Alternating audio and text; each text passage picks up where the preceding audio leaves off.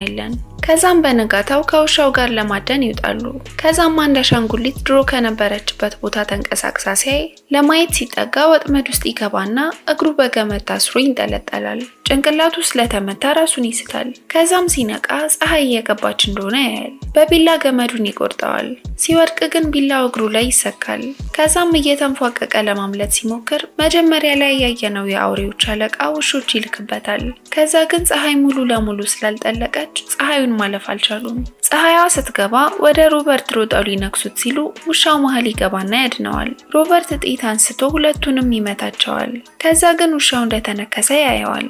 ወደ ምርምር ክፍሉ ወስዶ መድኃኒት ይወጋዋል ወደ አውሬነት ከመቀየር ካዳንኩት ብሎ። ግን ቀስ በቀስ ወደ አውሬነት ሲቀየር ሲያይ በጣም እያዘነ ይገለዋል።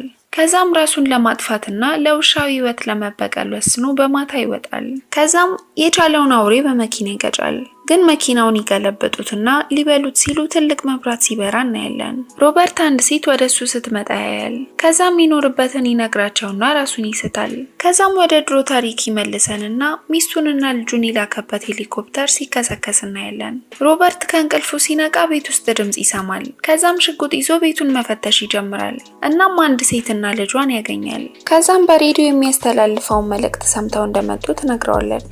ሮበርት ወደ ምርምር ክፍሉ ይገባና ተጨማሪ ክትባት አውሬዋን ይወጋታል። ከዛም ሲመሽ ብዙ አውሬዎች ቤቱን ሲከቡት ይመለከታል። ከዛም አካባቢው ላይ የገጠማቸውን ትላልቅ መብራቶች ያበራል። አውሬዎቹ ግን ይሰባብሩታል። ከዛም ቤቱ ዙሪያ የጠመዳቸውን ብዙ ቦምቦች ያፈነዳል። ብዙዎቹን ይገላቸዋል። ከዛ ግን የአውሬዎቹ መሪ ቤት ውስጥ ይገባና ሮበርትን ይደበድበዋል። ከዛም አንገቱን ይነክሰዋል። ሮበርት ሽጉጥ ያገኝና ያባረረዋል። ከዛም በመስኮት ሲመለከት በጣም ብዙ አውሬዎች እየመጡ እንደሆነ ያያል። ከዛም ልጁንና እናቱን ወደ ምርምር ክፍሉ እንዲሄዱ ያደርጋቸዋል።